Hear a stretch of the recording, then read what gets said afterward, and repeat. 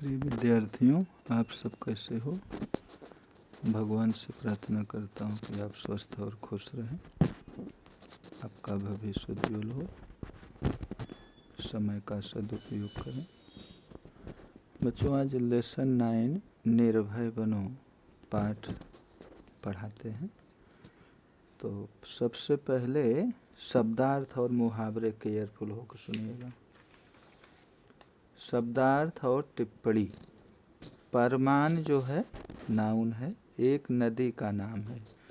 जैसे गंगा, यमुना, ताप्ती, वैसे परमान जो है एक नदी का नाम है। बालूचर रेतीला नदी तट। बालूचर यानी रेतीला नदी तट, नदी का किनारा। जुदा मीन्स अलग होना, सेपरेट। आग्रह अनुरोध करना, फरमाइश, हठ। पखेरु पंख वाले, पखेरु पंख वाले पक्षी। दल झुंड, टोली। पंक्ति मीन्स कतार, लाइन। तन्मय तल्लीन, समाधिस्थ। नाचारी एक लोकगीत है। नाचारी जो है एक लोकगीत है। विकल व्याकुल। हाल्ट रुको। हर्ज नुकसान। हाल्ट जो है इंग्लिश वर्ड है, हिंदी में रुको। रूल्स नियम, रूल्स भी जो है इंग्लिश वर्ड है, नियम, हिंदी में नियम, विधि। अपशब्द गाली। संताल एक आदिवासी जाति। संताल को संथाल भी बोलते हैं, एक आदिवासी जाति है। खचड़ा मूर्ख। मुहावरे केयरफुल होकर सुनिएगा। मुठिया वसूलना। मुठिया वसूलना मुहावरे का अर्थ होगा किसी नेक काम के लिए मुट्ठी भर अनाज की भीख मांगना। अच्छे कार्य के लिए मुट्ठी भर अनाज की भीख मांगना। भला चंगा स्वस्थ। सिर से पैर तक देखना, भली भांति देखना, अच्छे ढंग से देखना। महीन बात, सूक्ष्म बात। लेसन का शीर्षक है निर्भय बनो, भय निर्भय।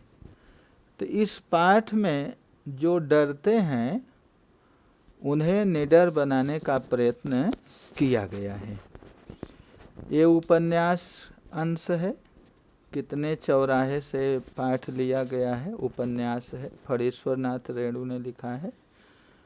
तो उपन्यासकार के बारे में केयरफुल होकर के सुनिएगा और समझिएगा। प्रसिद्ध आंचलिक कथाकार, प्रसिद्ध आंचलिक कथाकार रेणु। रेणु ने फणीश्वर नाथ रेणु का जन्म बिहार में, वर्तमान बिहार के पूर्णिया जिले के औराही हिंगना गांव में हुआ था। उनकी शिक्षा दीक्षा उनके गांव विराटनगर तथा वाराणसी में हुई। रेणु की शिक्षा दीक्षा विराटनगर और वाराणसी में हुई। उन्होंने भारत तथा नेपाल के स्वाधीनता आंदोलनों में सक्रिय भाग लिया तथा कारावास भोगा, जेल भी गए।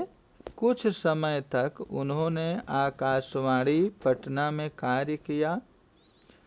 अपने पहले उपन्यास मैला आंचल के प्रकाशन के साथ ही वे विख्यात हो गए। उसके पहले वे एक कहानीकार तथा रिपोर्टाज लेखक के रूप में साहित्य जगत में सुपरिचित हो चुके थे। रेणु जी की रचनाओं में उनका जीवन अनुभव मुखरता है। जीवन की स्वरूपता कुरूपता को मानवीय सहृदयता तथा पूर्ण तटस्थता के साथ उन्होंने अपनी रचनाओं में व्यक्त किया है। अपनी रचनाओं में जो है उन्होंने स्वरूप, जीवन की स्वरूपता कुरूपता को मानवीय सहृदयता, ये सब बातें लिखी हैं। उनकी भाषा में लोक बोलियों के शब्दों का प्रयोग ध्यान आकर्षक है। भाषा में ताजगी और नयापन है। मैला आंचल, परती, परिकथा, जुलूस, पलटू बाबू रोड, कितने चौराहे आदि उनके प्रमुख उपन्यास तथा ठुमरी, अग्निखोर, एक आदिम रात्रि की महक आदि उनके प्रमुख कहानी संग्रह हैं। भारत सरकार ने उन्हें पद्मश्री की उपाधि से सम्मानित किया था। फणीश्वरनाथ रेणु को भारत सरकार ने पद्मश्री की उपाधि से सम्मानित किया। यह अंश निर्भय बनो अंश जो है कितने चौराहे के 7वां प्रकरण से लिया गया है। कितना चौराहा जो है उपन्यास है 7वें प्रकरण से लिया गया है। विद्यार्थी जीवन में ही मानवीय सामाजिक मूल्यों के प्रति, विद्यार्थी जीवन में ही मानवीय सामाजिक मूल्यों के प्रति कथानायक मनमोहन का कैसे झुकाव होता है, इस अंश में इसका चित्रण है। यानी मनमोहन को मानवीय मूल्यों के प्रति उदारता है, इस अंश में उसका चित्रण है। शिक्षक इस पाठ से निर्भयता के गुण का विकास करने का प्रयास करेगा। जैसे निर्भयता जो है बहुत बड़ा गुण है। उदारता, निर्भयता, सज्जनता, ये बहुत बड़ा गुण है। बचपन से ही इन गुण का विकास होना चाहिए। तो निर्भय बनो पाठ का सारांश जो है, केयरफुल होकर सुनिएगा। मैट्रिक, प्रियव्रत राय मैट्रिक में पढ़ता है। मैट्रिक यानी 10वीं को मैट्रिक कहते हैं। प्रियव्रत राय का दूसरा नाम प्रियोदा है, यानी प्रियोदा मैट्रिक में पढ़ता है। वह स्कूल में लोकप्रिय है। विद्यार्थी और शिक्षक उसे प्रेम करते हैं। प्रेम करने का कारण यह है कि रविवार को सुबह जो है सन्यासी आश्रम के लिए वह घर घर जाकर नेक कार्य के लिए मुठिया वसूलता है, अनाज मांगता है। कोई शिक्षक और बीमार छात्र है, कोई शिक्षक बीमार हो जाता है, छात्र बीमार हो जाता है, तो वह उनकी सेवा शुश्रूषा करता है। और उन्होंने जो है एक दल बनाया है, उसमें जो है कई सदस्य हैं। तो दल के सदस्य जो है शनिवार को बालूचर, परमान नदी है तो बालूचर पर जो है एकत्र होते हैं और रविवार का प्रोग्राम तय करते हैं। एक दिन जो है मनमोहन भी जो है दल का सदस्य बनना चाहता है, तो प्रियोदा ने उससे कई सवाल पूछे। प्रियोदा ने मनमोहन से कई सवाल पूछे थे। पहला सवाल था कि किस आधुनिक नेता को लोग भगवान का अवतार मानते हैं? किस आधुनिक नेता को लोग भगवान का अवतार मानते हैं? तो मनमोहन ने उत्तर दिया, गांधी जी। पढ़ लिख कर तुम क्या करोगे? दूसरा सवाल प्रियोदा ने पूछा था। तो उसने उत्तर दिया था, वकील। तीसरा सवाल था, बीमार लोगों की सेवा करना जानते हो? उसने उत्तर दिया, मनमोहन ने उत्तर दिया, सीख लेंगे। चौथा सवाल था, यदि रोगी हैजा पीड़ित हुआ हो, हैजा यानी कॉलरा। इस प्रश्न के उत्तर में मनमोहन चुप रहा, क्योंकि वह हैजे से डरता था। मोना गाना जानता था, परंतु तैरना उसे नहीं आता था। तो इस पाठ में निडर बनाने का प्रयत्न किया गया। जो डरते हैं उन्हें निडर बनाने का प्रयास लेखक ने किया है। तो उसे तैरना नहीं आता था, तो तैरने का काम जो है सूर्य नारायण का था। सूर्य नारायण ने कहा कि उठाकर पानी में फेंक दूंगा, तुझे तैरने आ जाएगा।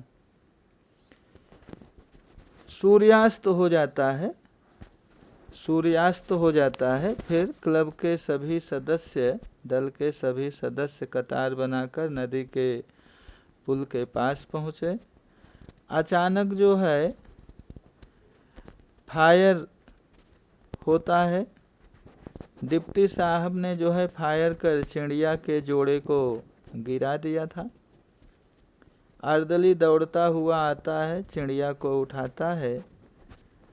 तो दल के सदस्य इब्राहिम ने अर्दली के बारे में कहा कि साला भारी खचड़ा है। प्रियोदा के मुंह से अचानक निकला हाल्ट, क्योंकि दल का नियम था कि कोई अप्रिय बात मुंह से नहीं निकालेगा। इब्राहिम ने कहा कि सरकारी अफसर को गाली देने में क्या परहेज है। तो उसने कहा कि हमारी जो है गला खराब होता है, गाली नहीं देना चाहिए। इतने में सभी जो है सहवाइन धर्मशाला के पास पहुंचते हैं। मनमोहन को डर लगता है कि सुनसान एरिया में कैसे जाएं। प्रियोदा जो है उनके साथ जाता है। रास्ते में खंडहर पड़ता है, उजड़ा मकान पड़ता है, जो पहले वहाँ पोस्टमार्टम होता था। लोगों का मानना था कि यहाँ भूत प्रेत किलकिल करते हैं, प्रेतनियाँ नाचती हैं संतालियों की तरह झुंड बांधकर। अकेले यहाँ आ सकते हो। प्रियोदा हंसे, देख मोना, भूत प्रेत ऐसे आदमी को कभी नहीं तंग करता जो 10 काम करता है। जो 10 काम करता है भूत प्रेत उसको नहीं तंग करता, नहीं परेशान करता। तुम्हारी उम्र में मैं भी डरता था। मेरे गुरु महाजन ने मुझसे हंसकर कहा कि 10 का काम करने वाला तो खुद भूत होता है। गुरु महाजन ने क्या कहा कि जो ज़्यादा काम करते हैं, अधिक काम करते हैं, वे स्वयं भूत होते हैं, तो उसको भूत कैसे डरा सकता है। चलो शुरू करो वह गाना राम रहीम। मनमोहन गाने लगा, राम रहीम ना जुदा करो भाई, दिल को सच्चा रखना जी। तो बच्चों इस पाठ में यह लेखक ने प्रयास किया है कि जो डरते हैं वे निडर बने, निडर बनाने का भरसक प्रयास किया गया है। तो इस तरह से इस पाठ का सारांश रहा। होमवर्क में आपको फेयर नोट में शब्दार्थ और मुहावरे सुंदर शब्दों में लिखना रहेगा। यही होमवर्क रहा। Thank you.